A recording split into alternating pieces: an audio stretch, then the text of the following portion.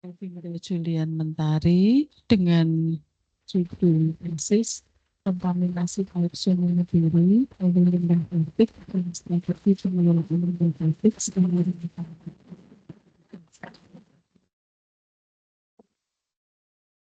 kalangan di bawah pimpinan satu Bapak Dr. Insinyur Bambang DEA dan pembangunan Bapak Dewi Rahmatullah Asasi Direksi. Alhamdulillah, sini di bawah pertanyaan baik untuk sedang tesis pada pagi hari ini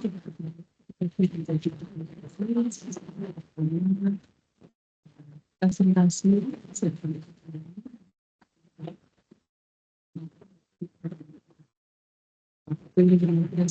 20 menit, kemudian sesi kedua diskusi kita, kemudian sesi yang ketiga diskusi yang tertutup untuk menentukan kelulusan berbeda. Baik, untuk meningkat waktu, silakan Mbak Revinda menyampaikan hasil penelitian. Mohon Mbak Revinda.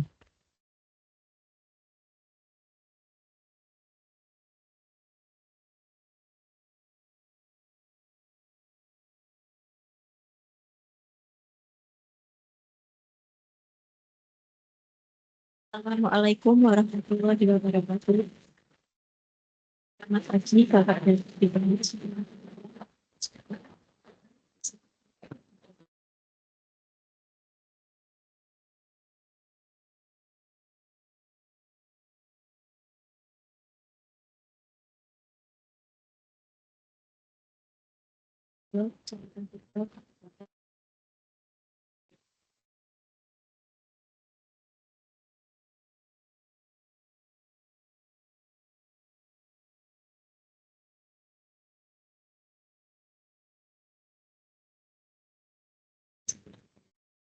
Yang pertama adalah vaksin metode hasil penelitian serta kesimpulan.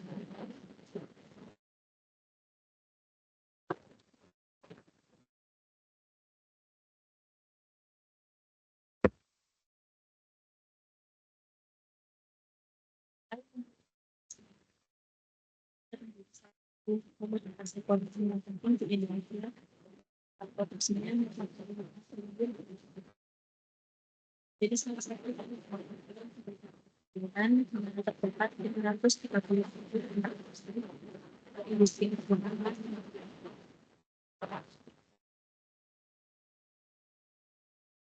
di balik manfaat ekonomi yang besar, tapi juga membawa dampak.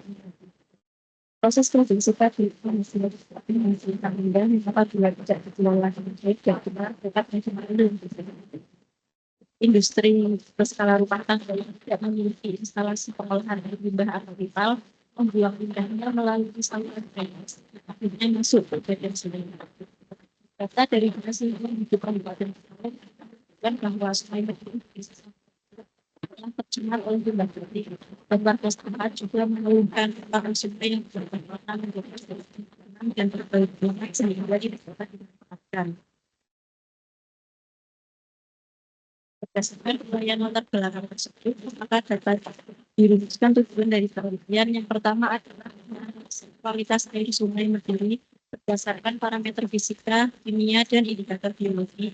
Yang kedua adalah mengidentifikasi persepsi pelaku usaha terhadap pengelolaan limbah plastik skala rumah tangga, dan yang ketiga adalah merumuskan strategi pengelolaan limbah plastik skala rumah tangga yang efektif agar tidak mencemari lingkungan. Penelitian ini dilaksanakan pada bulan September sampai Oktober tahun 2024 di Desa Samberjo, Kecamatan Tirto, Kabupaten Pekalongan. Lokasi pengambilan sampel air dan makrozobentos dibagi menjadi berdasarkan jaraknya dengan outlet pembuangan limbah. Berikut merupakan flowchart penelitian, dimulai dari proses identifikasi masalah, lalu dilakukan pengumpulan data. Terdapat dua jenis data yang digunakan dalam penelitian. Yang pertama adalah data primer yang terdiri dari kualitas air sungai, makrozobentos. persepsi pelaku usaha dan data SWOT, serta data sekunder yang berupa data pengetahuan ekonomi dan data jumlah penduduk. Selanjutnya dilakukan analisis pengelolaan data serta rumah tangga. Pengambilan sampel air dilakukan menggunakan horizontal water sampler di 3 titik stasiun, di mana ada 2 parameter yang diuji, yaitu parameter fisika yang terdiri dari suhu, TSS, dan warna, serta parameter kimia yang terdiri dari pH, BU, BUD, COD, dan logam baja. Pengambilan sampel sedimen untuk Macrozoobenthos dilakukan menggunakan Ekman Graph di 3 titik stasiun. Macrozoobenthos yang ada di dalam sedimen diambil menggunakan pinset dan dimasukkan ke dalam wadah sampel yang telah diberi alkohol 70% sebagai pengawet untuk selanjutnya dilakukan analisis struktur komunitas. Data persepsi pelaku usaha diambil menggunakan metode kuesioner. Populasi dalam penelitian ini adalah pelaku usaha home industri batik di Desa Samborejo yang berjumlah 31 orang. Pengambilan data dilakukan dengan menggunakan metode sensus. Data analisis SWOT diambil menggunakan metode wawancara, di mana terdapat 3 informan yang digunakan dalam penelitian ini. Yang pertama adalah informan kunci yang terdiri dari Kepala Desa Samborejo dan Kabid Pengelolaan Limbah B3 dan Pengendalian Pencemaran DLH Kabupaten Pekalongan. Yang kedua adalah informan utama yang terdiri dari pelaku usaha home industri batik, diambil jumlah responden sebanyak 5 orang, dan informan pendukung yaitu masyarakat setempat yang terkena dampak limbah. Hasil penelitian yang pertama adalah hasil uji kualitas air Sungai Meduri. Berdasarkan hasil yang tertera pada tabel, dapat diketahui bahwa nilai TSS, warna, DO, BOD, dan CR di ketiga stasiun sesuai dengan baku mutu kelas 2. Nilai TSS yang tinggi bersumber dari limbah batik yang mengandung kanji, sehingga mengakibatkan air sungai menjadi keruh dan menghalangi penetrasi cahaya ke dalam air. Selanjutnya, nilai warna yang tinggi bersumber dari pewarna sintesis yang digunakan dalam proses produksi batik, di mana pewarna sintesis ini sulit terdegradasi secara alami. Selanjutnya, nilai DO yang rendah di ketiga stasiun disebabkan oleh tingginya penggunaan oksigen untuk mendegradasi atau menguraikan bahan-bahan organik yang ada di perairan baik secara kimiawi maupun oleh mikroorganisme. Selanjutnya, nilai BOD yang tinggi di ketiga stasiun menunjukkan bahwa jumlah oksigen yang digunakan oleh mikroorganisme untuk memecah bahan-bahan organik cukup besar. Dan nilai COD yang tinggi di ketiga stasiun menunjukkan besarnya oksigen yang digunakan untuk mendegradasi atau menguraikan bahan-bahan organik secara kimiawi. Dan nilai CR di ketiga stasiun yang tidak sesuai baku mutu ini bersumber dari limbah yang mengandung logam berat CR, di mana dalam proses produksi batik, CR ini bermanfaat untuk mengikat dan memperkuat warna pada kain. Berikut merupakan hasil pemantauan kualitas air sungai pada tahun 2022, 2023, dan 2024. Dilakukan pengambilan sampel sebanyak 2 kali dalam 1 tahun untuk mewakili musim hujan dan musim kemarau. Hasil yang tertera pada tabel menunjukkan bahwa nilai TSS, DO, BOD, dan COD setiap tahunnya cenderung fluktuatif. Nilai BOD dan COD pada tahun 2023 lebih tinggi daripada tahun 2022. Terdapat beberapa faktor yang mempengaruhi konsentrasi cemar di dalam tanaman, antaranya adalah curah hujan,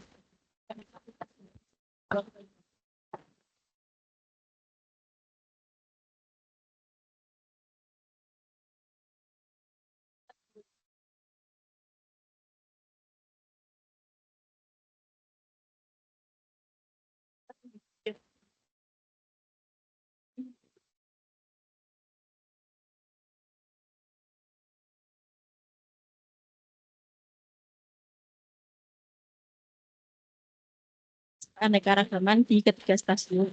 Nilainya berkisar antara 0,49 sampai 0,67, tertinggi ada di stasiun 1. Nilai indeks keanekaragaman di ketiga stasiun ini tergolong rendah karena nilainya kurang dari 1. Indeks keanekaragaman yang rendah menunjukkan bahwa kualitas air di Sungai Meduri telah mengalami penurunan sehingga tidak mendukung beberapa spesies untuk hidup di sana.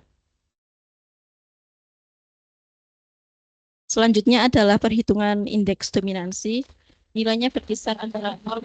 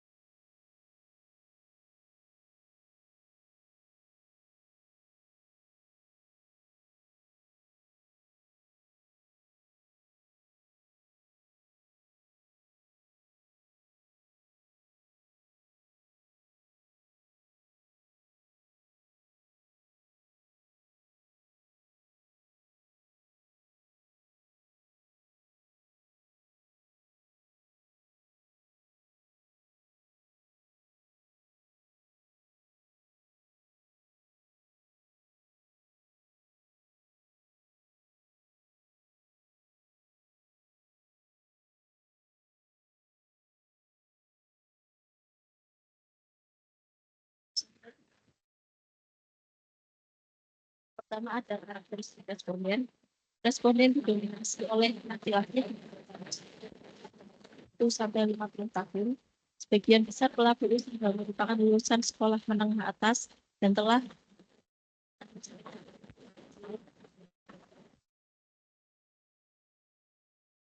berikut merupakan hasil uji validitas dan uji reliabilitas. 6 item di dalam kuesioner dinyatakan valid karena nilai R hitung lebih besar daripada R tabel, dan 6 item di dalam kuesioner dinyatakan reliable karena nilai kron baca alpha lebih dari 0,60. Aspek yang pertama adalah ketersediaan IPAL. Pada grafik yang tertera pada gambar ini menunjukkan bahwa 31 home industri batik di Desa Samborejo belum memiliki instalasi pengolahan air limbah atau IPAL. Sebanyak 71% pelaku usaha mengetahui pengertian pengolahan limbah cair, namun belum memiliki.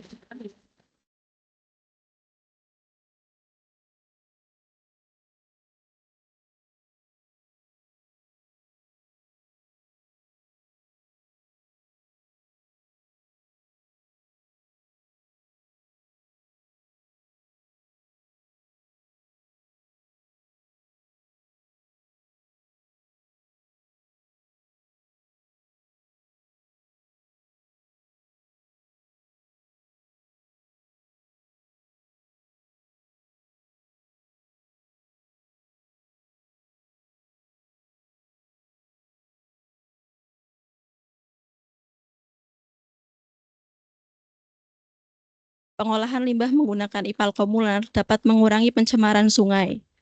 Namun, sebanyak 71% pelaku usaha menyatakan tidak tertarik untuk mencoba teknik-teknik produksi yang lebih ramah lingkungan, contohnya beralih menggunakan pewarna alami atau menggunakan teknik seperti ekoprint.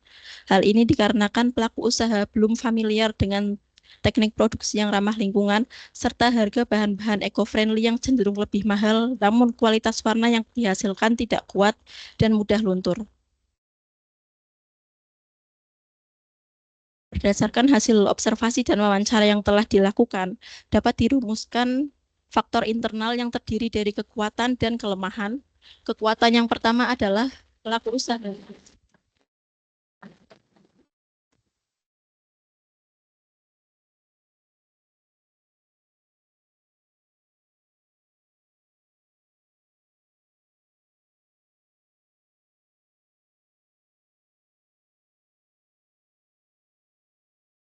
Adalah kelemahan. Kelemahan yang pertama adalah pelaku usaha belum memiliki pengetahuan yang cukup tentang cara mengolah limbah yang benar. Yang kedua, pelaku usaha belum memiliki instalasi pengolahan limbah atau internal. Usaha belum memahami dan mematuhi regulasi yang berlaku. Yang keempat, lokasi home industri yang tersebar menjadikan sulit menemukan tempat yang tepat untuk mendirikan IPAL komunal. Dan yang terakhir adalah biaya pembangunan dan pemeliharaan IPAL yang mahal menjadi kendala bagi pelaku usaha. Berdasarkan hasil perhitungan skor yang telah dilakukan, dapat diketahui bahwa total skor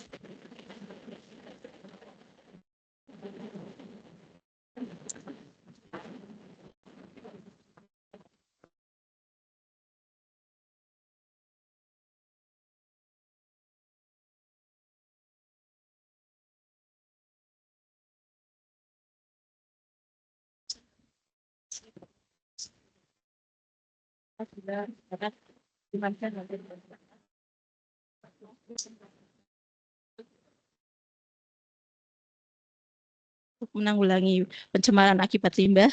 Yang ketiga, Dinas Lingkungan Hidup bersedia memberikan pelatihan dan bantuan teknis untuk mengatasi masalah limbah batik. Yang keempat, kesadaran masyarakat akan pentingnya menjaga kondisi lingkungan telah meningkat.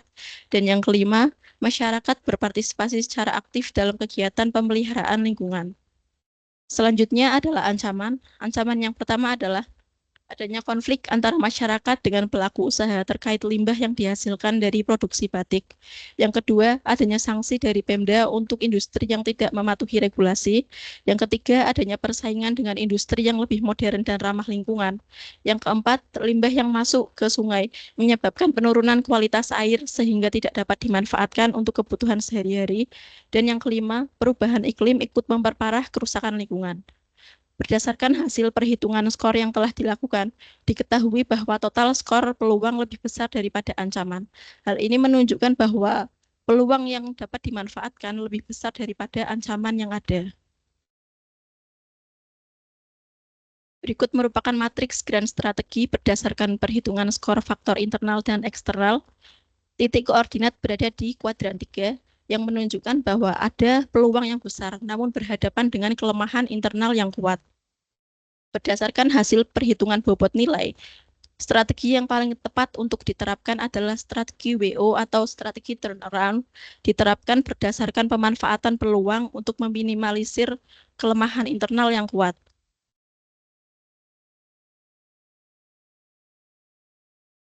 Berikut merupakan rumusan alternatif strategi pengelolaan limbah batik skala rumah tangga. Yang pertama, pelaku usaha dan pemerintah berkoordinasi untuk merancang pembangunan IPAL komunal.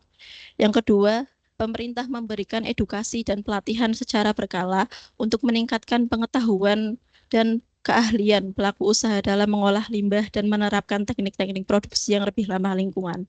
Yang ketiga, pemerintah memberikan sosialisasi terkait regulasi yang berlaku, serta memperketat pengawasan terhadap industri-industri yang memiliki potensi untuk mencemari lingkungan. Yang keempat, pelaku usaha aktif bekerja sama dengan lembaga swadaya masyarakat atau LSM untuk mencegah pencemaran sungai akibat limbah. Dan yang kelima adalah meningkatkan peran masyarakat dalam pemeliharaan lingkungan, serta menyediakan forum untuk menampung aspirasi dan saran dari masyarakat.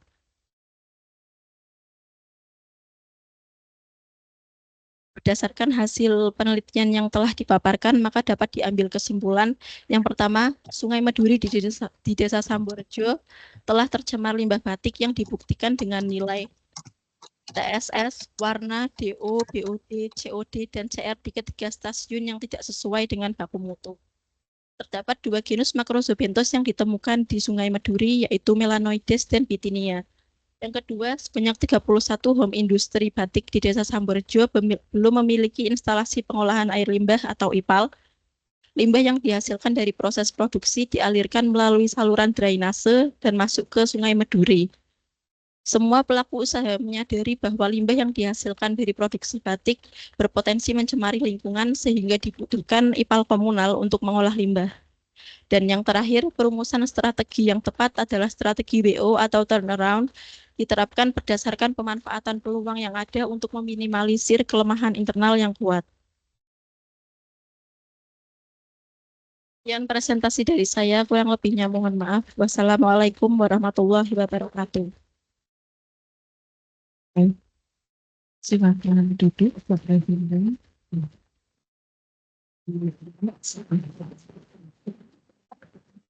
Ibu Ani.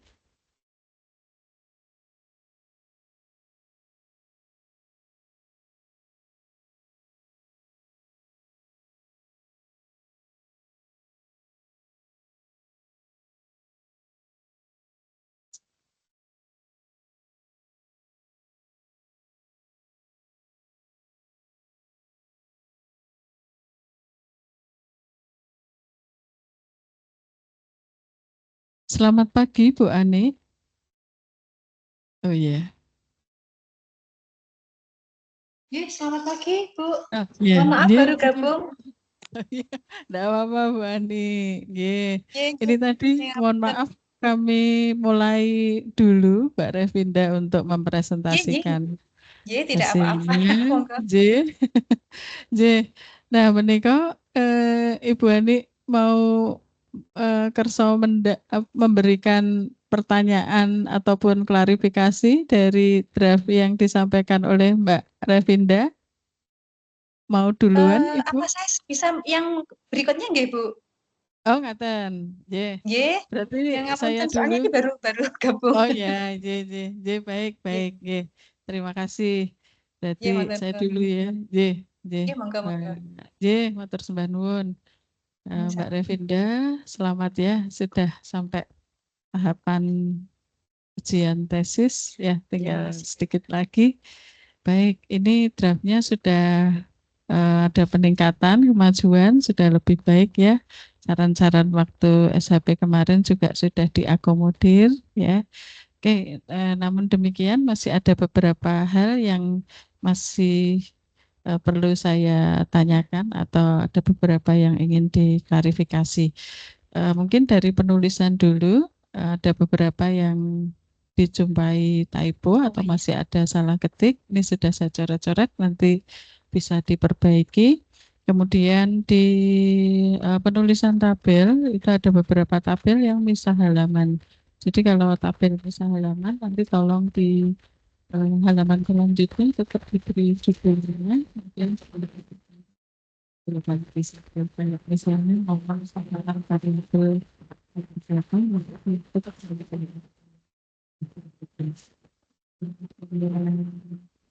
di tabel 8 Mbak Revinda halaman 34 itu ada suhu pada baku mutu Dev 3 artinya apa ya Mbak Revinda? Iya, sudah ketemu tabel 8 Tabel kanan di halaman 34. halaman ya 34 di atas sendiri itu kan ada suhu nggih, ada stasiun 1, 2, 3 gitu. Kemudian baku mutunya itu tidak menunjukkan angka berapa derajat tapi ditulis Dev 3. Betul. Dari baku mutu kualitas air kelas 2 di peraturan pemerintah memang tulisannya DEV 3. Dev 3 artinya apa ya Pak itu? Deviasi 3. Oh, deviasi 3. Berarti plus minus Plus gitu nggih. 3. Oke. Tidak dituliskan misalnya 30 plus minus 3 gitu enggak ya? Tidak. Oh,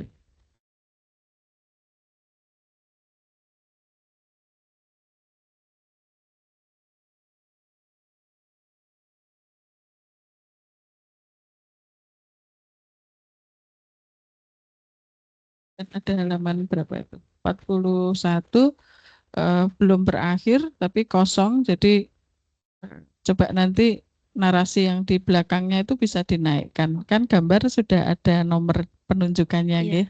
Jadi enggak masalah. Oke, nanti itu tolong diperbaiki. Kemudian uji validitas Mbak halaman 45. Di situ ketemu uji validitas tabel 11. 45 di dalam draft. Ya, itu ada item 1 sampai dengan 6. Saya coba mencari penjelasannya kok tidak ada.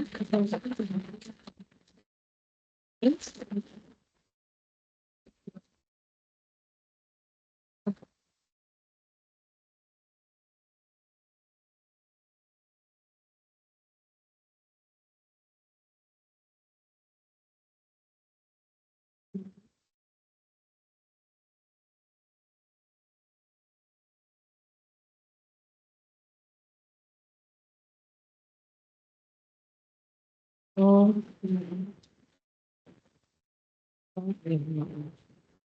bisa nggak nanti di bawah tabel itu item 1 itu meliputi apa?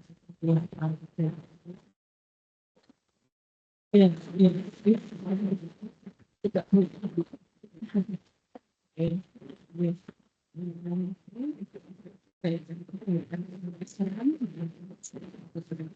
Hal yang ingin tanyakan terkait sini.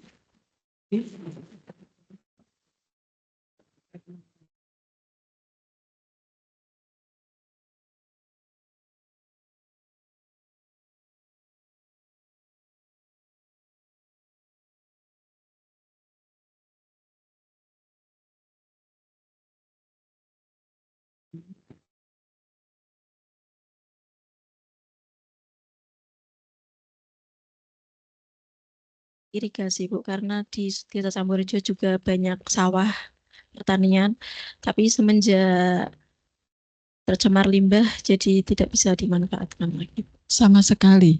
sama sekali. Berarti tidak lagi dimanfaatkan untuk sumber pengairan atau irigasi Tidak. ya. Jadi limbahnya dari air itu akan terus bermuara ke laut. Iya betul Bu. Tidak sedikit pun tidak dialirkan untuk persawahan ya. Tidak untuk persawahan. Kalau Sungai Miduri itu kan meliputi beberapa desa sebelum Desa Samborejo juga Bu. Dan sebelum Desa Samborejo juga merupakan penghasil batik juga, sentra industri batik juga. Jadi sepanjang perjalanan menuju laut memang untuk pembuangan limbah seperti itu. Oke. Nah, yang menonjol dari limbah pengolahan batik atau industri batik itu apa, Mbak? Karakteristik dari limbah batik. Yang paling mencolok yang pertama itu warna Bu, jelas. Ya, karena misal sedang memproduksi menggunakan pewarna warna biru. Nah, itu kan membuang limbah warna biru ke sungai seperti yang tadi terlihat pada gambar itu warna ungu sedang memproduksi yang warna ungu seperti itu. Yang bisa diamati dengan jelas itu kan yang pertama warna, lalu kan yang kedua aroma. Sedangkan pada parameter yang lain itu kan diperlukan pengujian. Berarti warna sama aroma ya, Iya, itu yang kelihatan iya, dengan mata tanpa harus diuji. Nah, apakah warna ataupun bau ya? Bau itu kan berarti lewat penciuman begitu. Pada musim-musim tertentu tetap. Atau kalau dari data ini tadi kan ada seperti iya. dipengaruhi musim, ya. Seperti itu. Musim kemarau atau musim penghujan. Kalau dari segi warna sendiri, kalau saat musim hujan itu warnanya lebih encer ya Bu, seperti itu karena ada masukan dari air hujan sehingga jadi pengenceran di dalam perairan. Jadi warnanya tidak terlalu pekat seperti sebelumnya. Kalau dari segi warna sendiri, Bau, kalau bau tetap bau. Iya, walaupun itu musim penghujan, iya. ya. Jadi nggak Karena mengurangi. saat musim hujan ini kondisi di Desa Samborejo ini diperparah ada banjir Bu. Iya, Nah, aliran Sungai Meduri itu apa? Air mengalir deras atau lambat? lambat. Oh, lambat. Iya, Oke, nah itu juga ya mungkin yang ada keterkaitannya dengan nilai BOD yang tinggi sama COD yang tinggi juga ya. Oke, jadi yang paling menonjol adalah warna sama bau ya. Oke, yang kemarin coba saya tanyakan waktu SHP pada tahun 23. 2023 itu sangat menonjol Sangat sekali ya, menonjol betul Bu. karena ada berbagai aktivitas di Ya, situ. betul. Setelah saya konfirmasi kemarin, ternyata pengambilan sampel pada tahun 2023 itu menjelang Hari Raya Idul Fitri, Bu. Di mana permintaan batik sedang menuju puncaknya dan limbah yang dihasilkan juga tentunya juga banyak. Jadi aktivitas di industri itu juga berkontribusi ya tentunya Betul. pada peningkatan limbah ya Iya, dibuang ke Sungai Meduri. Baik. Kemudian ada saya menyoroti nilai BOD dan COD yang memang rata-rata sangat tinggi nggih, Pak nggih. betul. Dari beberapa musim ya. Kemudian dari stasiun beberapa tiga stasiun nggih. Tiga stasiun ini juga tinggi ya. Tinggi. Oke. Nah, Mbak Revinda bisa menjelaskan ke saya ada nggak keterkaitan antara BOD yang tinggi, COD yang tinggi dengan keanekaragaman hayati? Kan sudah mengukur juga makropintos, kemudian kemelimpahan, dominansi. Bisakah dijelaskan? Jadi kandungan nilai BOD dan COD yang tinggi di perairan tentu saja mempengaruhi kehidupan biota akuatik. Dari hasil penelitian yang telah saya lakukan sendiri ini, dapat diketahui bahwa indeks keanekaragaman di ketiga stasiun itu cenderung rendah ya Bu, karena nilainya kurang dari 1. Dan jumlah spesies yang ditemukan juga sedikit, ada 2 genus yang ditemukan, jumlah individunya juga tergolong sedikit. Dan apabila dibandingkan dengan hasil penelitian lain dari sumber air yang lebih bagus kualitas airnya, itu sangat berbeda jauh. Seperti itu. Waktu kemarin atau beberapa waktu mengambil sampel makropintos itu, apakah dari 3 stasiun? Betul Bu, dari 3 stasiun. 3 stasiun. Sama ya. seperti pengambilan airnya. Oke, yang ada di grafik itu ya. Betul. Di stasiun sebentar, di stasiun berapa? 2 ya, yang dominansinya tinggi ya. Betul. Kalau dominansinya tinggi itu berarti apa? Dominasinya tinggi berarti struktur komunitas di dalam struktur komunitasnya tidak seimbang, terdapat ketidakseimbangan di dalam komunitas tersebut. Tidak seimbang itu artinya di dalam badan perairan atau di perairan itu hanya didominasi oleh satu jenis, 2 Betul. jenis gitu. Hanya didominasi oleh satu jenis yang saya temukan dan satu jenisnya lagi jumlahnya lebih sedikit. Lagi jumlahnya lebih kecil atau lebih sedikit. Nah, kira-kira kenapa, Mbak? Berdasarkan hasil yang telah saya dapatkan, itu Pitinia yang mendominasi di ketiga stasiun itu, habitatnya memang di substrat berlumpur dan dapat hidup di lingkungan dengan kadar oksigen terlarut yang rendah. Sedangkan untuk melanoide sendiri biasanya hidup di substrat berpasir sehingga kurang sesuai dengan substrat lumpur. Lumpur di substratnya ini sendiri berasal dari akumulasi limbah yang telah terjadi selama bertahun-tahun, sehingga substratnya berwarna hitam pekat dan ada bau yang menyengat juga, Bu. Berarti dua jenis ini ya, melanoides sama Pitinia ini. Betul, Bu. Yang sampai hari ini mungkin ya Iya, masih bisa bertahan pada kondisi lingkungan yang tercemar ya, yang limbah organiknya banyak begitu. Oke, ikan pun nggak ada ya? ikan ada sebenarnya, Bu. Ada. Karena ini kan aliran air yang mengalir. Dan menurut pengakuan dari Kepala Desa Samburjo, saat musim hujan itu biasanya banyak ikan yang mati. Berarti dari sungai itu juga kan ikannya. Betul. Ya? Oke, ya tentu ya karena di situ banyak cemarannya dan juga ada logam berat juga kan di sini, pasti nggak bisa bertahan ya untuk bertahan hidup kan perlu oksigen, perlu substrat yang layak begitu. Tapi di sini limbah organiknya yang banyak. Kemudian keterkaitan lagi dengan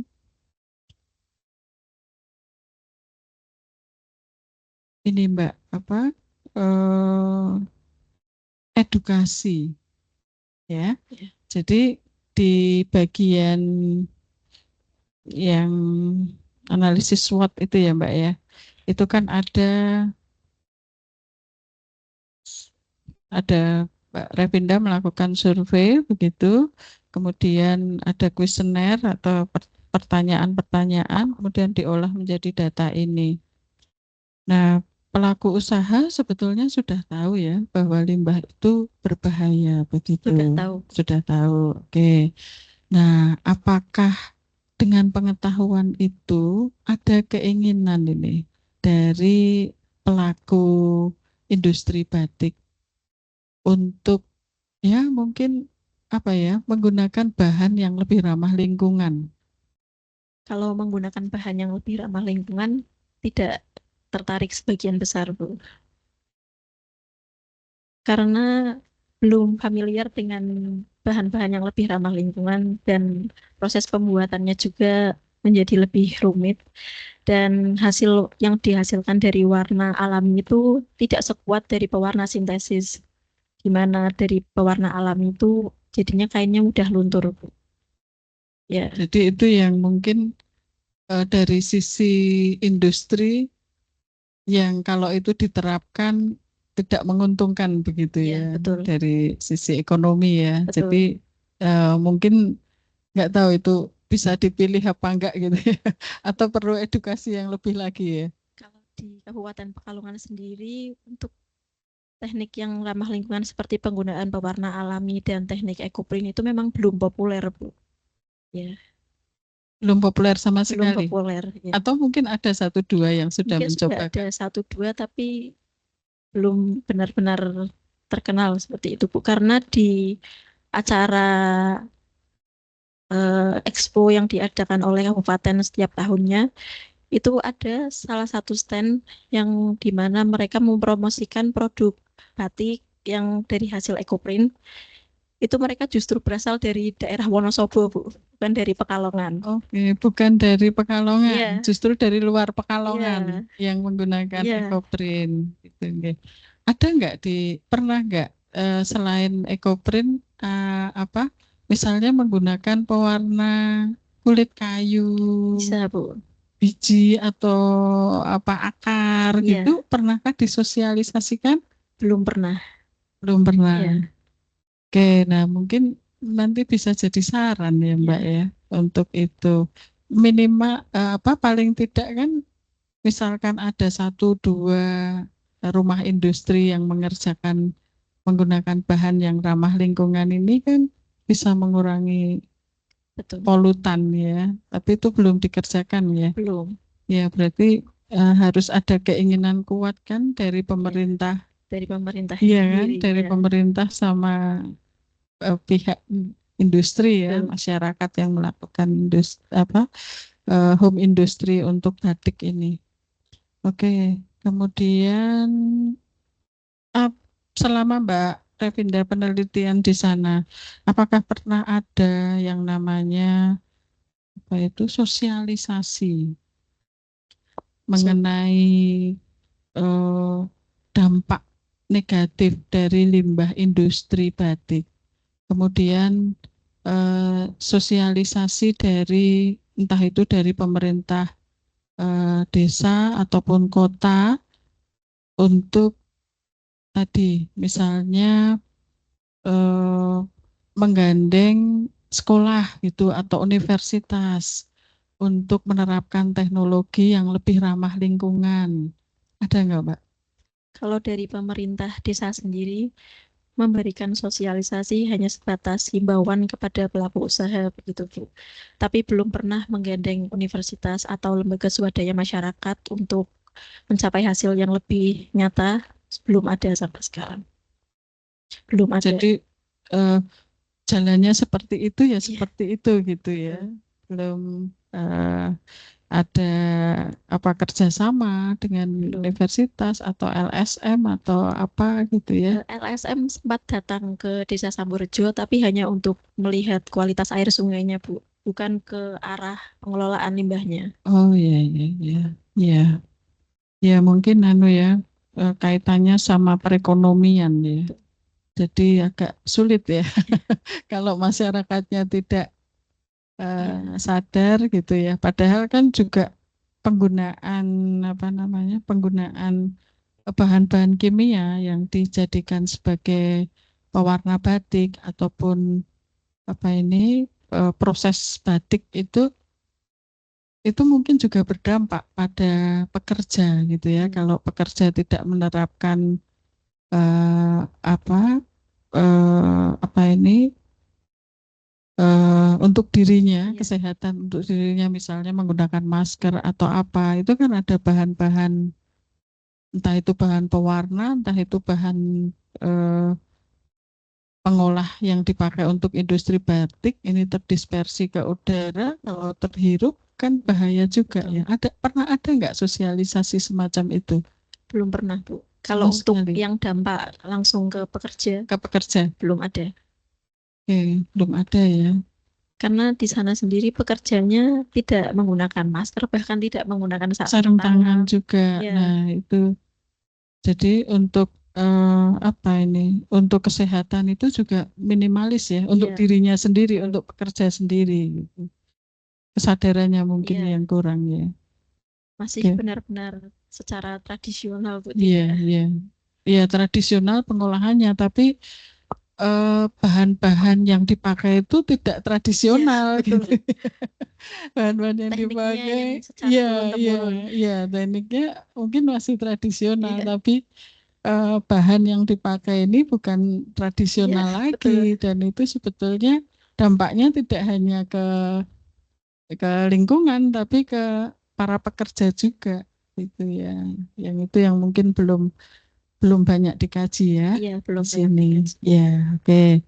Kemudian satu lagi mengenai ini Mbak, ini kan ada grand strategi ya di situ. Nah, bisa diberikan penjelasan ke saya. Pada tabel 16 Mbak, itu ada prioritas tuh. Prioritas 1, 2, 3, 4 gitu. Nah, di situ ada nilai ya. Kalau prioritas 1 nilainya 3,80 dan seterusnya. Nah, ini maksudnya apa? Dari tabel 16 dan juga gambar 19. Gambar 9. Ya, ya gambar 19. Itu satu halaman, halaman 58. Ada? Halaman 58 Ya, ada gambar grafik ya untuk matriks grand ya strategi. matriks itu, matriks grand strategi, gambar 19. Apakah Betul. ini ada keterkaitan dengan tabel 16, bobot nilai strategi? Ada Ada. keterkaitan. Oke, monggo dijelaskan, Mbak. Kalau dari matriks grand strategi ini sendiri, titik koordinatnya itu berdasarkan perhitungan matriks faktor internal dan faktor eksternal, di mana untuk nilai X-nya sendiri merupakan hasil antara pengurangan antara faktor kekuatan dan kelemahan yang jumlahnya minus 0,53 dan Y-nya untuk titik Y itu dari hasil perhitungan faktor eksternal di mana hasil pengurangannya 0,78 dan ada di kuadran 3. Di kuadran 3 ini menunjukkan bahwa ada peluang yang besar namun berhadapan dengan kelemahan internal yang kuat. Dan selanjutnya untuk di tabel yang bobot nilai strategi itu, yang strategi pertama strategi weakness opportunities itu didasarkan bobot nilainya itu penjumlahan antara skor dari kelemahan tambah dengan skor dari uang. Hasilnya 3,80.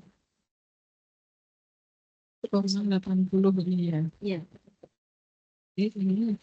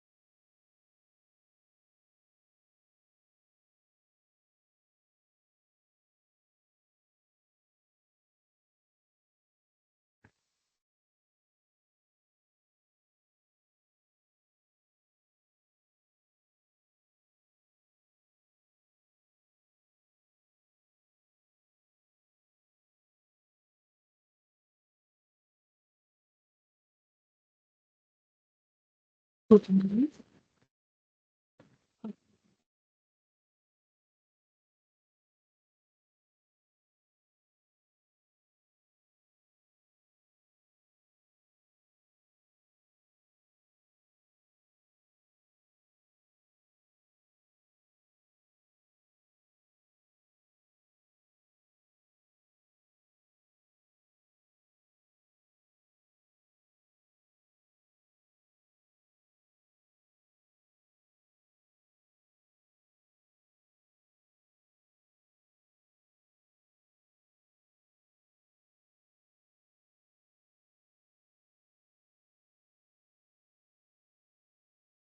Bu Ani.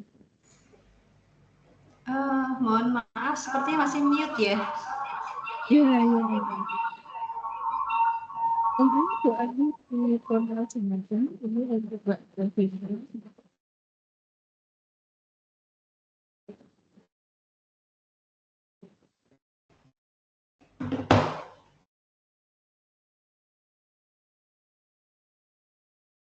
Halo.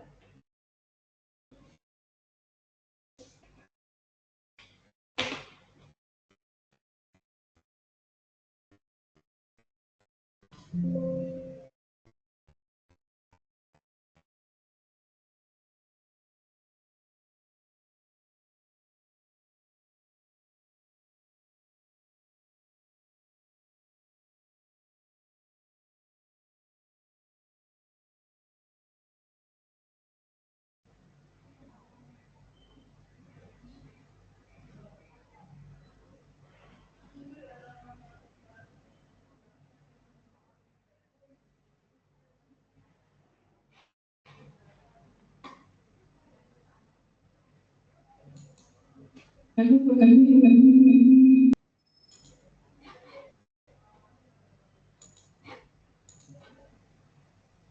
Halo Bu Ani, apakah suara saya bisa didengar? Ya, sudah terdengar sekarang. Oh iya, baik Bu. Ya, makasih.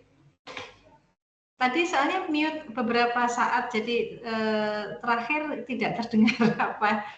Yang mungkin Bu Kastiati mungkin masih ini ya tadi. Oke.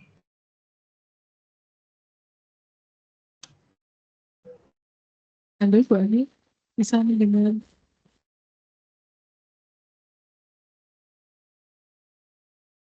Bu Ani?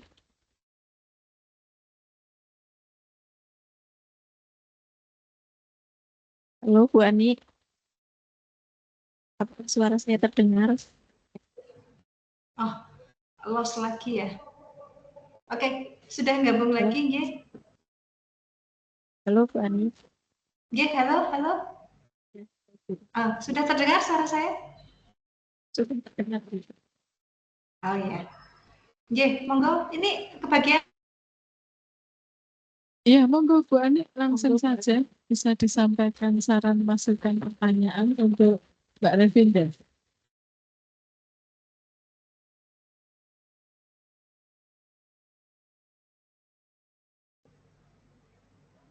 Kok lost terus ya?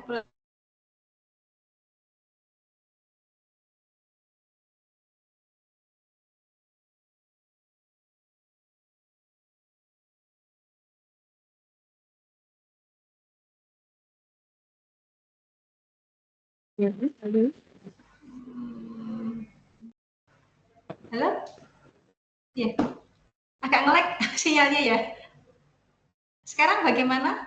Ya, ini hati-hati Bu. Oh, nggih, Bu Kasyati nggih. Ya, ya, monggo.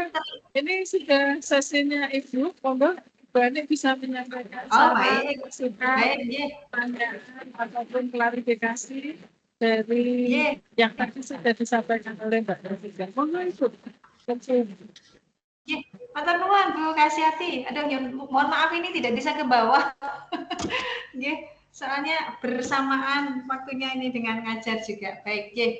Oke, Mbak Revinda, sebelumnya saya ucapkan selamat ya. Sudah sampai di tahap sidang tesis, jadi mudah-mudahan ini lancar, tinggal satu step lagi, mudah-mudahan segera beres gitu ya Mbak Revinda ya.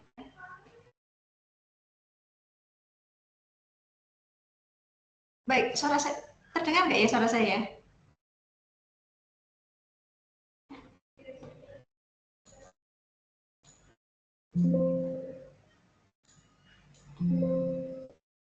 Halo, Mbak Revinda, suara saya terdengar?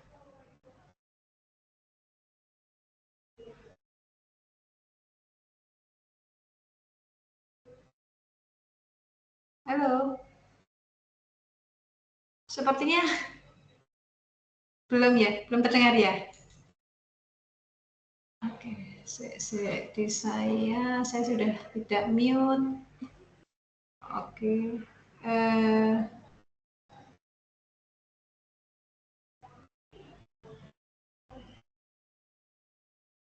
belum bisa?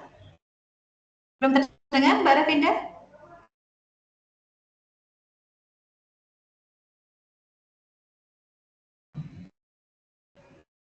Ini apakah suara saya terdengar? Oke, ya, sekarang sudah terdengar. Suara saya terdengar di Mbak Revinda? Terdengar? Terdengar, Bu, terdengar. Baik, baik. Baik, saya ulangi lagi kalau gitu. Baik. Oke, sebelumnya saya ucapkan selamat ya Mbak Revinda. Jadi sudah sampai di tahap sidang atau mempertahankan tesisnya ini Mbak Revinda. Mudah-mudahan sedikit lagi sudah beres ya untuk S2-nya begitu ya. Oke, baik. Yang tadi sudah disampaikan banyak Bu Kasiati tadi ya terkait dengan dari awal mengenai masalah penulisan laporan begitu ya, beberapa hal yang typo nanti diperbaiki kembali. Kemudian nanti mumpung saya masih ingat yang mungkin pertanyaan saya waktu Semhas ya, kalau nggak salah waktu itu saya minta apakah karena tadi Bu Kasiati kan menyampaikan juga tentang pengambilan sampel ini atau ini kalau kondisi musim hujan bagaimana, kalau kondisi musim kemarau bagaimana. Nah ini apakah ada juga data pendukung dari beberapa uh, data begitu ya? Kalau mungkin kan Mbak Revinda ngambilnya hanya satu kali di musim tertentu begitu ya. Tapi apakah ada data pendukung di musim yang berbeda dengan datanya Mbak Revinda begitu Mbak? Kok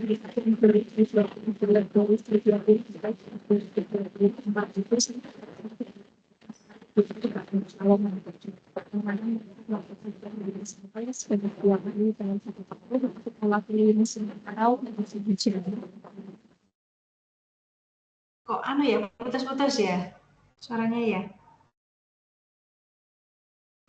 Bisa diulang sekali lagi Pak barangkali? Halo, Bu Ani, apakah terdengar? Oke, coba itu lebih jelas coba bagaimana tadi?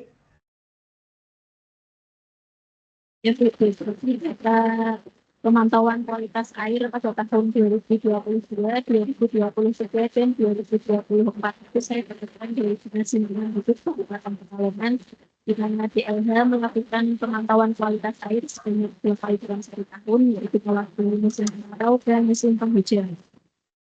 Oke, jadi sudah ada ya datanya ya sekarang yang lengkap ya Mbak ya. Jadi dari 2022, 23, 24 itu baik musim kemarau maupun musim penghujan. Nah dari ketiga atau dari 3 tahun data yang Mbak dapatkan ini, apakah Mbak juga mengevaluasi atau menganalisis bagaimana sih trennya kondisi kualitas air dari pengamatan DLH maupun yang diperoleh atau yang divalidasi lagi dengan pengamatannya sendiri dari Mbak Revinda?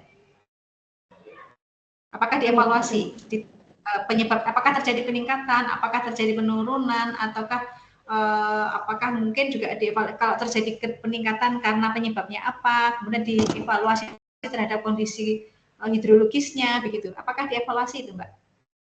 Dievaluasi, Bu. Terus kesimpulannya bagaimana? Dari 2022 bagaimana, 2023 bagaimana, 2024 bagaimana, dan kira-kira penyebabnya apa begitu? Kualitas air sungai dipengaruhi oleh curah hujan dan kuantitas limbah.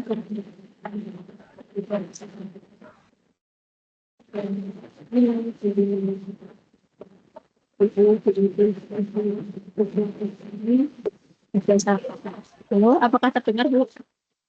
Agak berebet-berebet gitu loh Mbak. Agak berebet-berebet. Coba tadi yang terakhir agak jelas gitu kok. Gimana ya? Apa mic-nya atau gimana? Coba Halo Bu cek Ani, cek. Iya, baik apakah jelas terdengar? Mbak. Iya, jelas Mbak. Alhamdulillah, ya jelas. Coba. Itu terdapat beberapa faktor yang mempengaruhi kualitas air sungai berdasarkan pemantauan dari BLH pada tahun 2022, 2023, dan 2020.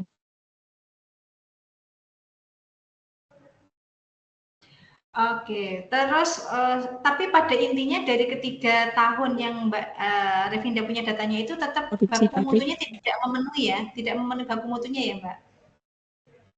betul Bu, tetapi tidak memenuhi baku mutu. Baik. Kemudian pertanyaan berikutnya, ini kan yang dievaluasi Mbak Revinda itu ada beberapa parameter dari limbah cair ya Mbak. Ada BOD, COD, TSS, dan CR atau kromnya. Sebenarnya untuk variabel atau parameter yang lain, apakah masih ada yang dominan sebenarnya Mbak? Selain sepengetahuan saya itu mungkin ada PB, ada CU begitu. Kenapa tidak dievaluasi Mbak? Apakah dengan mengambil krom itu cukup mewakili parameter yang lain atau variabel yang lain? Berdasarkan hasil dari pencarian yang saya lakukan di jurnal-jurnal atau penelitian sebelumnya, itu logam berat yang paling dominan yang ada di dalam limbah plastik itu adalah krom. Karena krom ini digunakan sebagai pewarna, terkandung di dalam pewarna sintesis, dan juga digunakan sebagai morgan atau penguat warna. Tapi sebenarnya kan umpama apa yang tidak indikasi adanya timbal ataupun TB maupun tembaga itu tidak dicek ya, sehingga hanya yang diambil hanya kromnya ya. Saya hanya mengambil krom. Oke, dampaknya terhadap kesehatan apa sih Mbak? Atau mungkin tadi kan terhadap lingkungan karena warna, bau gitu, terus akhirnya sebenarnya ini tidak digunakan lagi sebagai sumber air baku untuk air irigasi. Apakah masyarakat itu tidak menggunakan sebagai sumber air baku itu karena mereka tahu dilihat dari warna, bau, atau mungkin mereka tahu sebenarnya bahwa zat atau air ini sudah tidak bisa lagi digunakan sebagai air untuk irigasi gitu. Mungkin mereka tahu, oh ini mungkin beracun gitu. Masyarakat mungkin kan melihatnya begitu ya, lebih gampangnya, oh air ini sudah beracun ini. Atau bagaimana? Kenapa masyarakat tidak menggunakan lagi sehingga mereka tidak karena mungkin dianggap berbahaya bagi pertanian sehingga tidak mau lagi menggunakan sebagai sumber air irigasi gitu, Mbak. Kalau dari masyarakat sendiri itu menilainya berdasarkan warna dan bau. Warna dan bau ya. ya. Itu yang paling dominan. Oke. Tapi kira-kira kalau misalkan dampaknya secara kesehatan gitu sebenarnya masyarakat nggak tahu. Belum tahu Bu. Belum tahu. Baik. Kemudian mungkin juga perlu ada sosialisasi juga ya. Mungkin beberapa hal terkait seberapa bahayanya sih, mengapa sih harus dikelola gitu ya. Itu kayaknya perlu ditambahkan ya Mbak. Dampak apa misalkan kalau krom itu dampak ke kesehatannya itu apa? Begitu nanti perlu ditambahkan ya Mbak Revinda ya. Itu akan saya tanyakan. Oke, jadi CR itu atau krom itu nanti dampak ke kesehatannya apa? Jadi mungkin ditambahkan satu bagian terkait dengan kandungan logam berat secara umum di limbah cair batik tadi. Jadi limbah cair batik tadi itu secara umum logam beratnya itu apa. Kemudian dampaknya terhadap kesehatan maupun terhadap lingkungan seperti apa gitu, Pak. Itu ya, Mbak ya. Baik. Kemudian kalau yang di Mbak Revinda ini memang hanya khusus yang dibahas limbah cairnya ya Mbak. Kalau untuk limbah padatnya, untuk lumpur begitu nggak dibahas ya Mbak? Tidak dibahas. Baik. Kemudian ini di halaman 24 itu ada narasi tentang bagian ngelir. Ngelir itu apa tuh Mbak? Di bagian ngelir. Ngelir itu batik atau saya nggak ngerti maksudnya. Ngelir. Ngelir itu mewarnai Bu. Oh, pewarnaan sehingga mewarnai dengan teknik ngelop. gitu. Baik. Jadi dan tadi memang yang diambil untuk sampel kuesioner untuk dijadikan respondennya itu di bagian ngelir itu ya. Bu, spesifik di bagian ngelir. Spesifik di bagian ngelir. Nah, kalau untuk ya mungkin tadi sudah ditanyakan Bu Kasiati. Jadi K3-nya gitu mereka juga tidak ada ya Mbak ya. K3L-nya itu enggak ada ya. Betul, tidak ada Bu. Tidak ada ya. Oke, ya kalau gitu memang perlu ditambahkan juga ya Mbak bahwa nanti setiap industri apapun itu UMKM maupun perumahan industri sangat kecil maupun industri menengah dan sebagainya kan itu unsur K3 atau aspek K3 itu menjadi sangat penting. Jadi kayaknya perlu ditambahkan sebagai masukan di dalam upaya edukasi gitu ya. Jadi nanti sosialisasi itu tidak sekedar bagaimana mengolah limbahnya atau mengganti material yang tidak berbahaya. Kemudian aspek K3-nya itu, K3 baik terhadap dirinya maupun terhadap lingkungannya ya. Makanya biasanya kita sebutnya sebagai K3L. Gitu ya Mbak Devina, jadi nanti ditambahkan itu. K3L untuk industrinya. Kemudian terkait dengan ya tadi apa ya, saya tuh pernah saya lupa bukan di Batang, sebelum di Pekalongan atau Tegal. Oh sorry, Brebes. Di Brebes itu ada industri batik yang menggunakan pewarna alami dari mangrove gitu Mbak. Itu belum dipakai, belum pernah ada ya kalau di Pekalongan ya. Kalau di Pekalongan memang belum populer, masih menggunakan pewarna sintesis. Jadi masih sintetis semua ya, masih yang kimiawi gitu ya.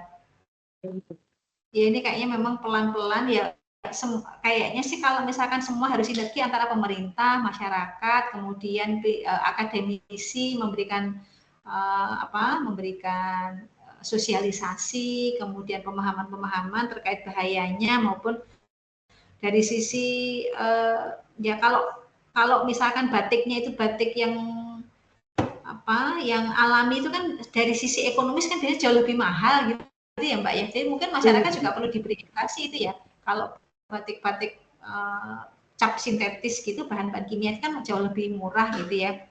Tapi dari sisi intinya gini, intinya masyarakat diberi edukasi terkait dengan nilai ekonomisnya gitu ya Mbak.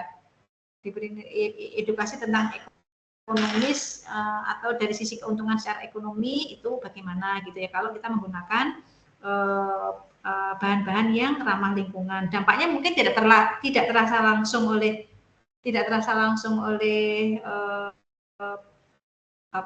industri, tetapi dalam jangka panjang itu akan berdampak langsung kepada industri maupun lingkungannya begitu. Jadi nanti mungkin secara ekonomi kalau kita menggunakan green technology lah ya katakanlah begitu. Kemudian apalagi ya? Udah beberapa hal tadi sudah dimasukkan. Untuk SWOT sudah. Oh ya, untuk SWOT itu apakah masih ada yang itu ya Mbak? Kemarin ada satu yang indikasi tidak setuju untuk dilakukan apa gitu tuh Mbak? Kemarin apa itu Mbak? Tidak setuju untuk disosialisasikan atau tidak setuju. Tertarik untuk ada indikasi produksi yang oh ya tidak tertarik untuk mencoba. Nah itu bagaimana itu Mbak? Masih seperti itu atau bagaimana? Sendiri merasa belum familiar dengan teknik-teknik produksi yang lingkungan, misalnya penggunaan pewarna alami atau teknik. Iya.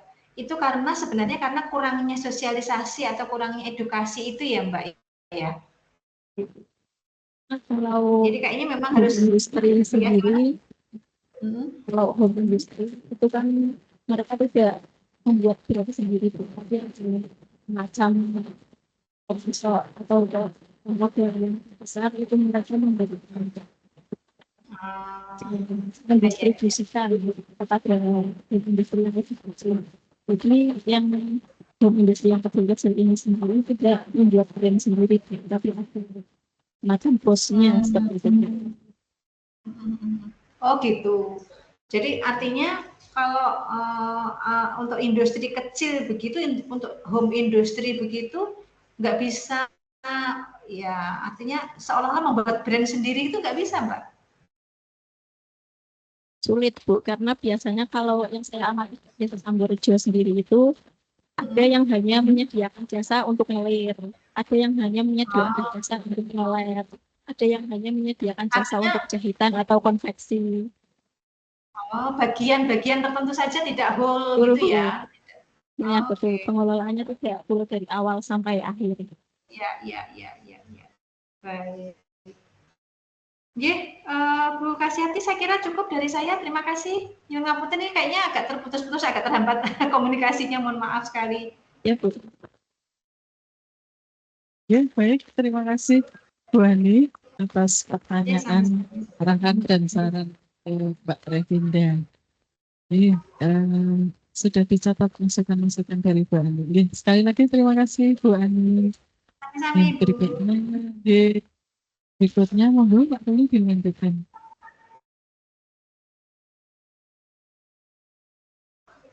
Satu.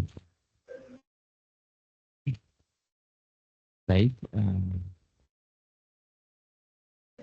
Bu Ani, bisa dengar suara saya? Oh, masih, Pak. Oh iya. Ya, kalau tidak nanti saya nggak usah pakai mikrofon. Tapi kalau bisa terdengar ya alhamdulillah. Ya, terdengar. Oke. Eh, dari Revinda. Jadi begitu banyak masukan ya dan pertanyaan-pertanyaan yang bagus dari Bu Kasiati maupun dari Bu Ani ya. Tolong diperhatikan begitu ya. Dan hal mungkin yang juga jadi concern saya bersama dengan Pak Dewa, cara tentang strategi ya kawan-kawan, sebetulnya ini strategi pengelolaan limbah plastik kalau rumah tangga. Kira-kira menurut Bunda di sini kesimpulannya itu sudah cukup solutif tidak permasalahan yang ada di jadi semua ini ada komunikasi saya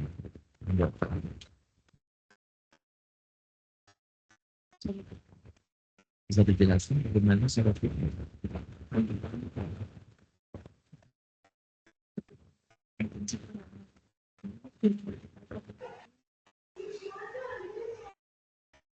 Selanjutnya, saya tidak menuliskan latihan dari sebentar satu ya untuk pemahaman dia dan mengatakan juga sebenarnya bahwa yang menjadi masalah itu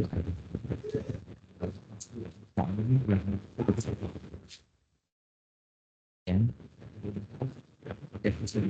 diceritakan tentang kesulitan lokasi dari industri sendiri di desa ini terpencar karena mereka memproduksi di rumah masing-masing. Itu tidak terpusat di satu wilayah, sehingga sulit untuk menemukan lokasi yang tepat untuk membangun kaitan. oke. Nah dari sini poin kan tadi itu kan dari pencernaan fungsi ya kan itu dari pemerintah pemerintah. Nah bagaimana kita bisa menemukan satu solusi antara kira-kira benda ini menjadi satu solusi.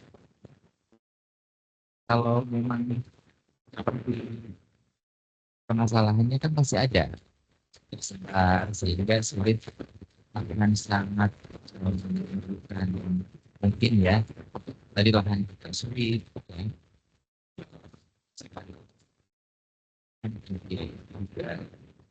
Jadi ini masih merupakan satu Ya kalau secara teori mungkin ya tetap komunal. Tapi ini apakah ini maksud saya kenapa menanyakan ini supaya kesimpulan Anda itu bisa menemukan satu eh, apa, ngerucut kira-kira yang solusi yang paling memungkinkan. Ya.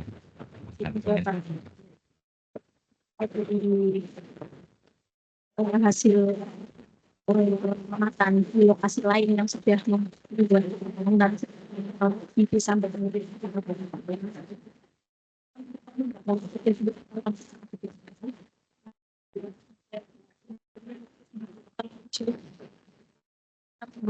tahun ini Pak. Untuk Anda tuliskan hal seperti itu. Belum saya tuliskan itu. Ya justru ini kan pengayaannya begitu. Kalau belum dituliskan kan ini masih menggantung, enggak. Jadi Anda menuliskan strategi yang jadi unggulan, tetapi pertanyaan besarnya masih ada, gitu ya. Jadi itu bagus sekali kalau sudah ada, itu kan bisa di benchmarking dan menjadi best practice, ya. Ketika si informan mengatakan permasalahan itu, tapi kan mereka sudah punya istilahnya ya tadi benchmarking yang bisa gitu ya. Coba bisa diceritakan nggak hal pemimpin itu bisa menjadi solusi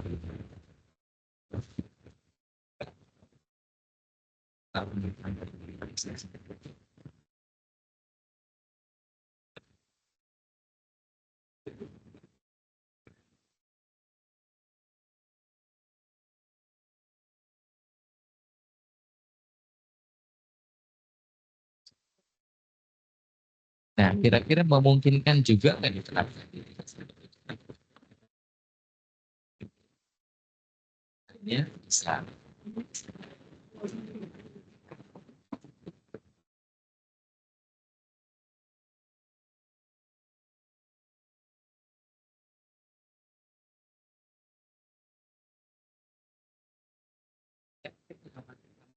Pak, kan sering bertanya kok belum dilakukan ke arah apa dari hasil penelitian ya,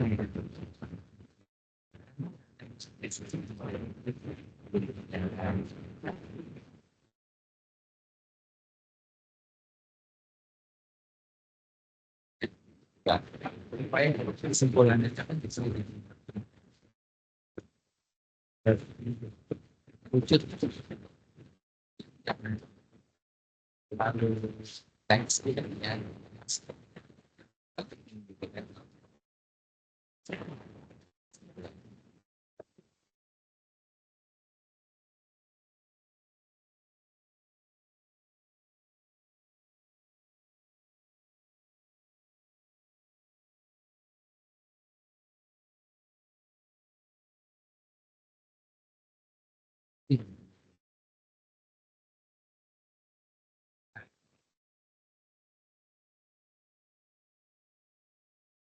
Kan yang masih kecil masih bisa diisi untuk jadi sekitar ini kan bisa merujuk dan dia mengartikan oleh ya itu harus kalau tidak jauh-jauh masih butuh pengalaman itu sudah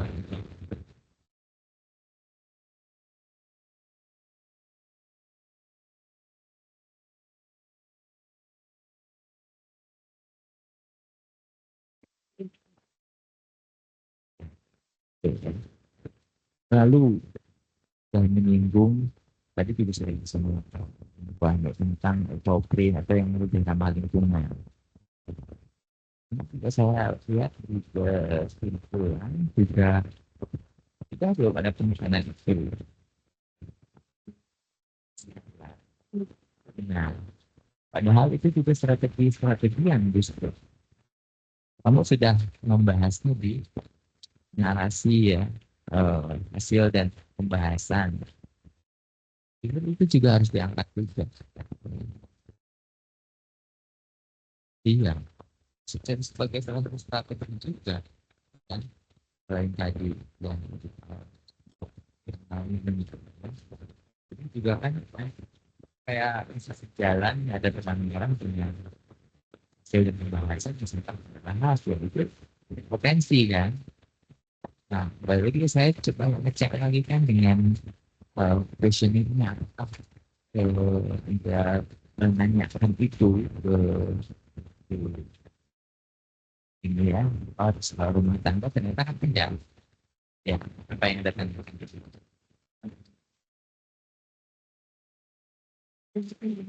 jawabannya bagaimana? Ini lebih jadi lagi apa tidak tertarik ini?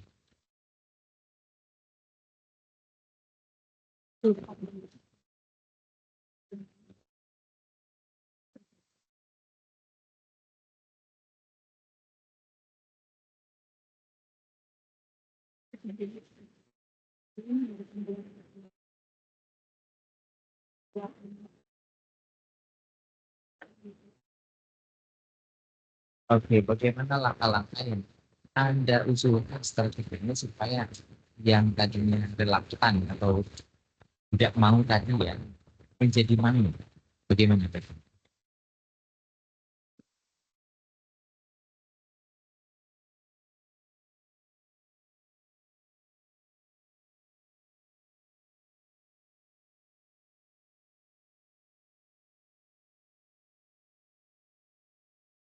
Nah, kita jadi tulis dulu ini secara umum ya, tapi khusus untuk yang posting itu sudah berbeda.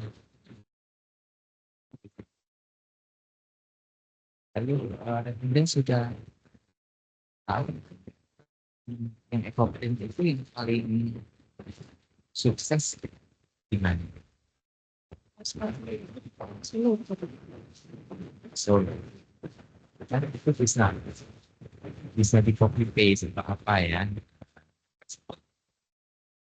Biasanya orang masyarakat tuh kalau belum tahu ya belum kenal ya ya gimana mau ini ya tapi ketika dapat keterangan ya kok kamu di Solo juga bisa itu biasanya pelan-pelan ya tadi strategi itu masuk masuk strategi pengelolaan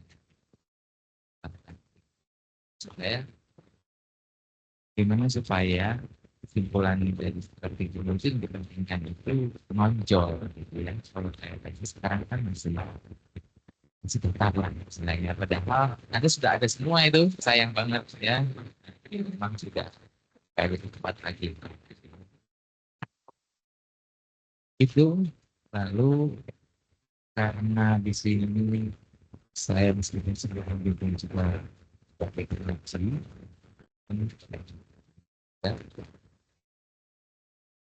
um, dari apa yang sudah Anda lakukan baik kualitas air ya untuk pendekatan secara fisik, kimia, dan biologi.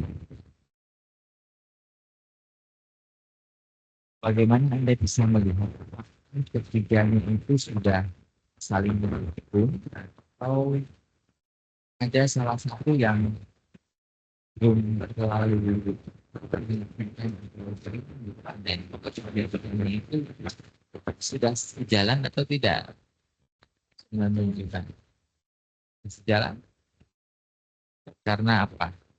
Kalau tadi kan waktu mutu ya, kalau yang kimia fisika ya, ini deh nggak lihat sesuai waktu mutu atau tidak. Nah, mungkin yang biologi sepintas Dan saya baca juga.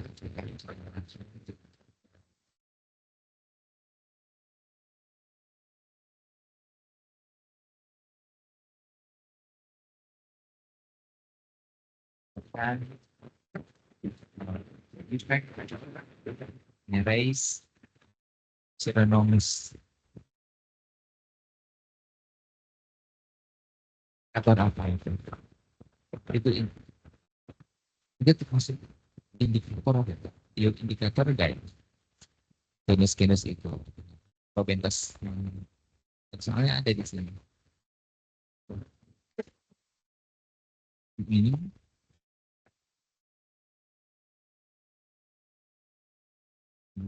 itu Ceronomus. Ceronomus itu adalah tanda itu ya ada biaya terus jalan belakang kalau feedback maksud saya anda kan menuliskan perlawanan ini bukan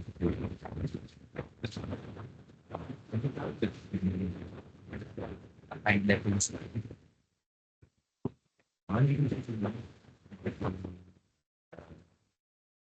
airan ya kita bukan feedback Ceronomus kemudian race maksudnya nah sarannya kan pas gitu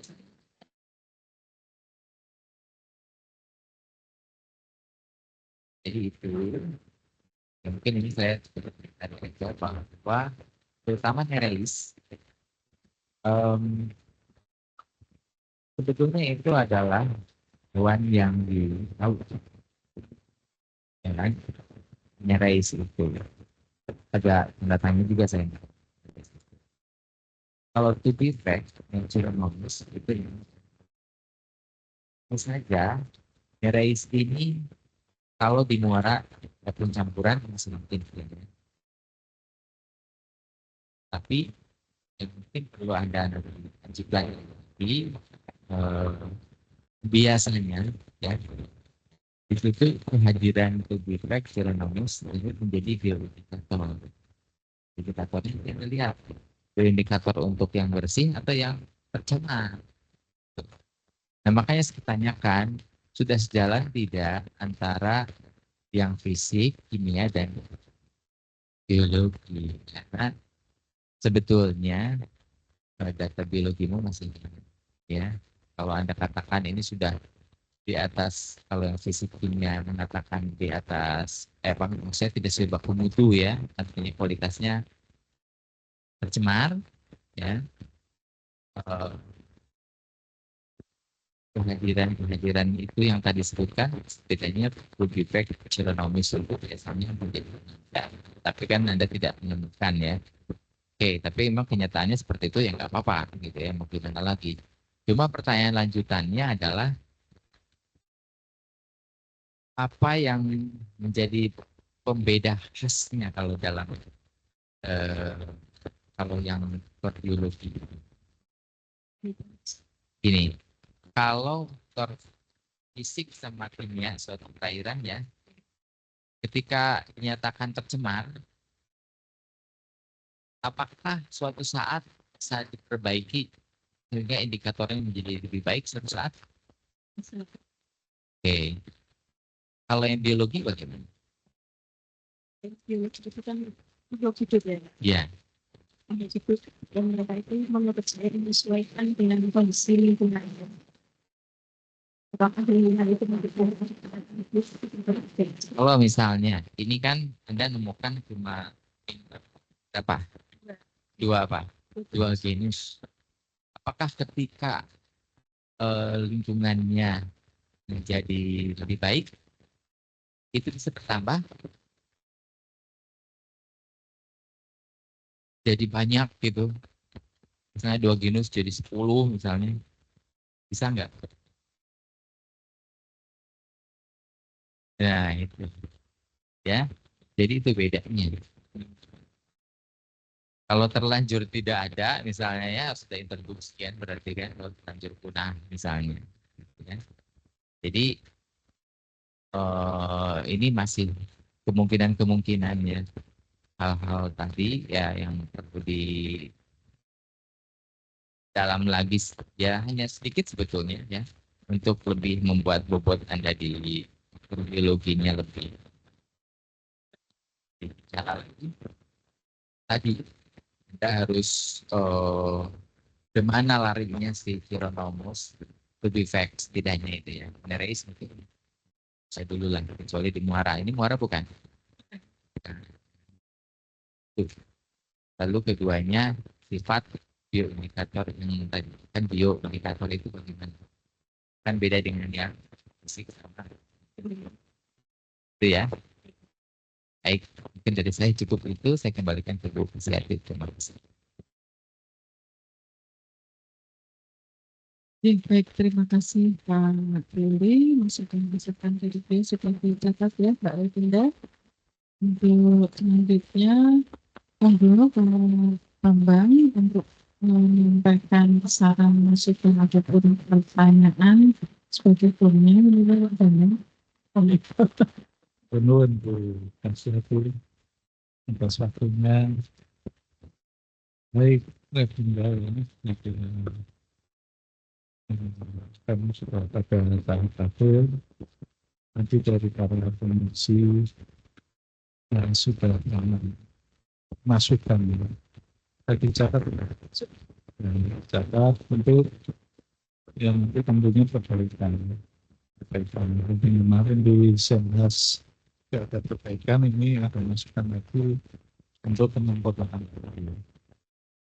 Baik, nanti dari para komisi di Dr. Fisyati, Dr. Amin, sampai Pak Dr. Ruli ya, sudah memberikan beberapa masukan dan juga beberapa macam dan intinya tentunya untuk mengklarifikasi apa yang telah kami lakukan dalam penelitian di Pekalongan ini, sehingga memang sebetulnya juga ada tujuan lain ya, kalau memang ini juga bisa dimanfaatkan di Pekalongan ini sungai-sungainya memang apa namanya tingkat pencemarannya sudah cukup kalau berkembang. Ini di kabupaten ya, kabupaten sungai Biru ya. Kalau di kota itu sungai Loji ya, itu sungai ini itu semuanya memang jalur untuk pembuangan limbah radioaktif ya. Sudah cukup mengkhawatirkan, tapi juga saya tidak tahu juga hasilnya dan jalan kita upayanya yang saya kira juga sudah karena juga jumlah dari usaha batik yang sifatnya rumah tangga ini yang menjadi utama. Kalau yang di perusahaan itu digetok itu sama PLH itu lebih mudah.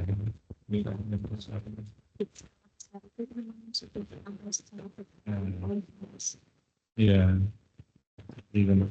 mereka agak nakal ya digetok itu.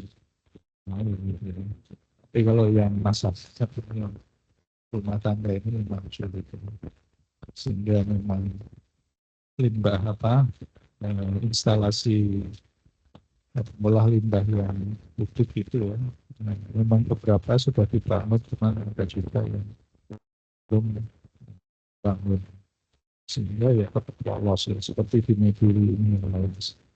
Nah, dari tesis ini saya mungkin sedikit memberikan masukan gitu ya, untuk halaman 34 sudah terdapat ada tabel itu, yang tabel 8 itu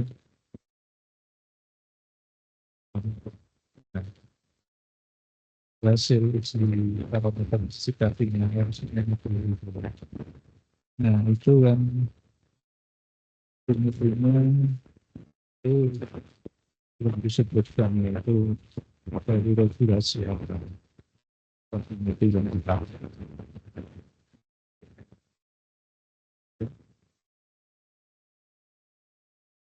nomor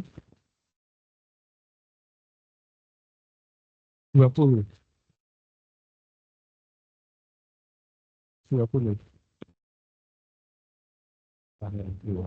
nomor 20 PT 2021 harus sekali itu nanti disebutkan kemudian kenapa memakai kelas 2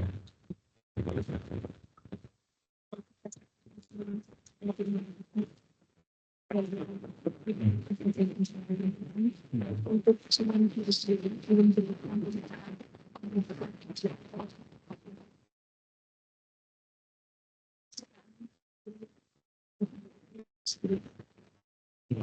Eh, kalau diambil ya itu dari PLH ya. Nantinya memang ini per itu atau per ini saya kira melewati itu beberapa putar yang sudah ini sertifikat pencapaian akan itu sendiri beberapa kali kemudian nanti paten biasanya bantuan biasanya nanti ada tertibnya itu ada segmentasi sudah yang diri dibagi beberapa segmen. Jadi nanti tiap segmen itu ada kelas pertama. Kalau itu belum ada, ini pemakaian kelas 2 ini sebetulnya ya ini selalu ini buat saya kita penting. Ini kelas 2 itu nanti sekali. Ini menurut saya itu menurut saya ini plastik apalagi dipakai untuk seperti kalau plastiknya yang pasti untuk apa untuk budidaya ikan gitu ya. Jadi itu agak kasar ini. Kalau plastiknya itu agak kasar sehingga kalau dikatakan untuk rekreasi air itu jauh gitu ya. Hasil yang seperti ini apa ringnya jauh ya. Sehingga upayanya nanti upaya itunya atau hubungannya dengan upaya PLH itu karena dia harus nanti punya air itu mutu air sasaran jadi yang ada sekarang sasaran mereka nanti juga berlaku terus yang sekarang menetapkan di kelas 2 nanti mutu air sasarannya kelas 1 tapi hari ini kelas 1 jadi lalu nanti penetapannya mesti pasti ya agak ini dia kan kinerjanya itu kemudian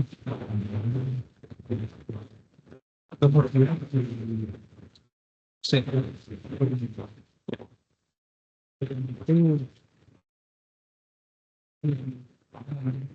ya analisa itu from kalau di baku mutunya baku mutu seingat saya CR hexavalen. CR berapa? Hexavalen. Berapa? 16. 6 16. ya kan? Padahal ini yang dianalisa saya itu yang kita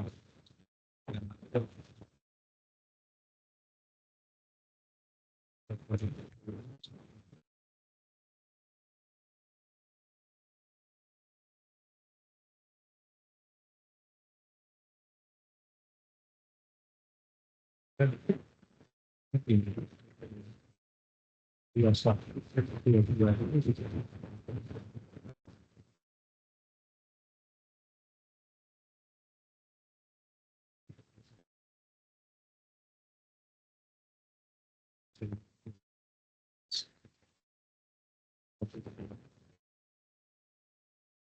di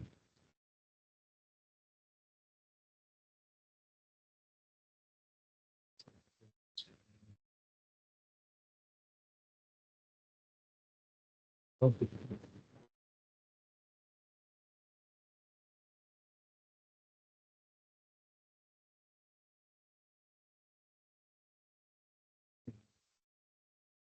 yang itu ya, kecuali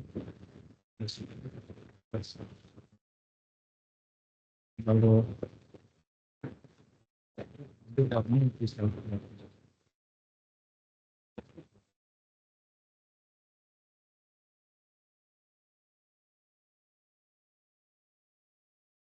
terus ada apa macam-macam di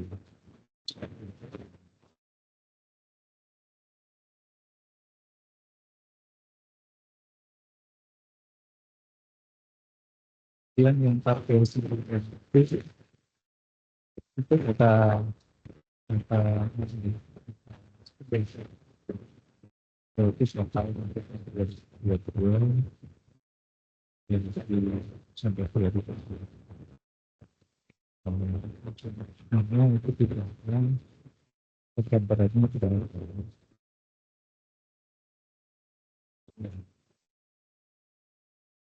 banyak kelas yang mungkin nanti apa kita dari tanah muncul diberikan kalau nanti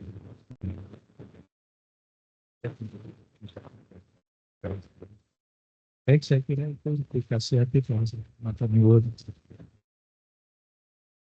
Baik, Pak Budi, terima kasih.